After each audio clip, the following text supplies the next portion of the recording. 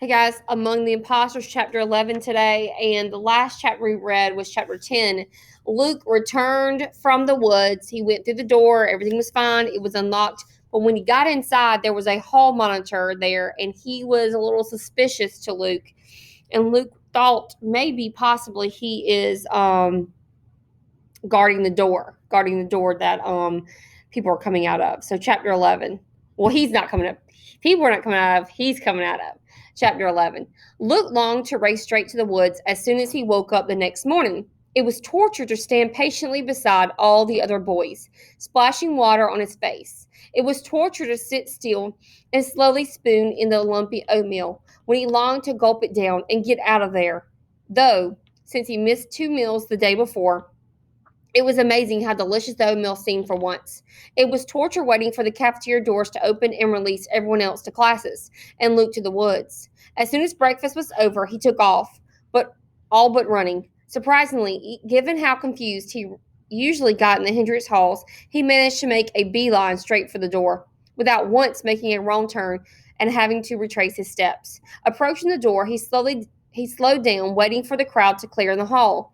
Finally, there was only Luke and a hall monitor several yards away. The door wasn't open today, but Luke was confident that it wasn't locked. He was confident that he could slip out quickly enough. He glanced back. The hall monitor was looking the other way. Now, Luke reached for the doorknob and then drew back. At the last minute, it was like someone or something screamed, "No!" in his mind. Mother had talked about God sometimes. Maybe that's who it was. Or maybe it was Jen's spirit come to help Luke when her father's note hadn't. Maybe it was just Luke's own common sense. Luke didn't know what he thought about God or ghosts or even his own intelligence, but he knew he couldn't risk going to the woods today.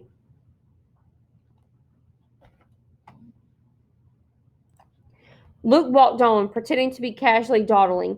"Get to class," the monitor growled. Luke nodded and stepped into the next classroom. He paused. He felt as disappointed as if he discovered bars on the door. What was he, a coward?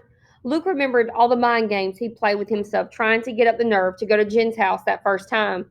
He waited weeks, always telling himself he was just waiting for the right moment. He had been a coward then, but he wasn't being a coward now, sinking into a seat as anonymous as every other boy in the room. He actually felt brave, clever, crafty. Probably he just gotten lucky the day before. If he wanted to be able to go to the woods again and again and again without getting caught, he'd have to be smart about it. He'd have to pay attention to everything.